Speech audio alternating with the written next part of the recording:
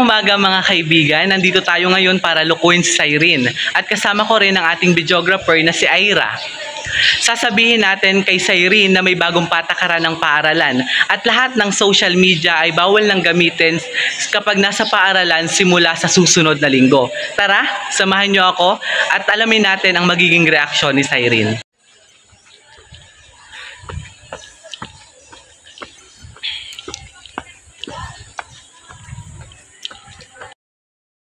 Uy, Sai, may nabasa ka na ba?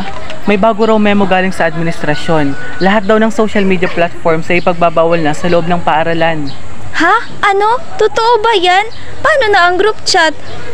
Paano na kung may mga anunsyo o paalala? Naku, mahirap yan. Oo nga, pati daw TikTok, Instagram, YouTube bawal. Pwede lang daw gamitin kapag may kinalaman sa pag-aaral. Bawal na rin daw mag-scroll habang break time. Grabe naman, parang binawasan na yung kasiyahan natin sa buhay. Oo, tapos kapag mahuli ka raw na gumagamit ng apps, may parusa daw. 1 linggong suspension, Sai. Teka lang, seryoso ba yan? Parang sobra na yan. Parang wala na tayong kalayaan pag break time. Biro lang yun. Ayun no, may camera. Bumati ka sa vlog. Grabe ka, kinabahan ako sa parusa part. Akala ko talaga mawawala na lahat, pati yung update niya. Araw-araw. Ayan mga kaibigan, nagtagumpay tayo. Naloko natin si Cyrene. Grabe ka. Grabe yun, no? Akala ko talaga iiyak ka na. Pero napaisip din ako. Paano nga kaya kung totoo yun? Ano kaya ang mangyayari? Paano kaya kung bigla na lang mawala ang social media sa buhay natin? Pero paano nga, no? Ano kaya? Pero siguro may maganda din itong may idulot sa atin. Kasi minsan addict na rin ako. Tapos pag may deadline, puro scroll. Oo nga ako rin minsan. Imbis na nag-aaral ako, nanonood na lang ako ng mga Korean drama. Nasasayang ang oras ko. Yun ang isa sa masamang epekto ng social media. Nasasayang ang oras, nawawala ng focus, at minsan, hindi na natin makita ang mga magagandang bagay sa buhay natin dahil sa sobrang pagtutok sa social media.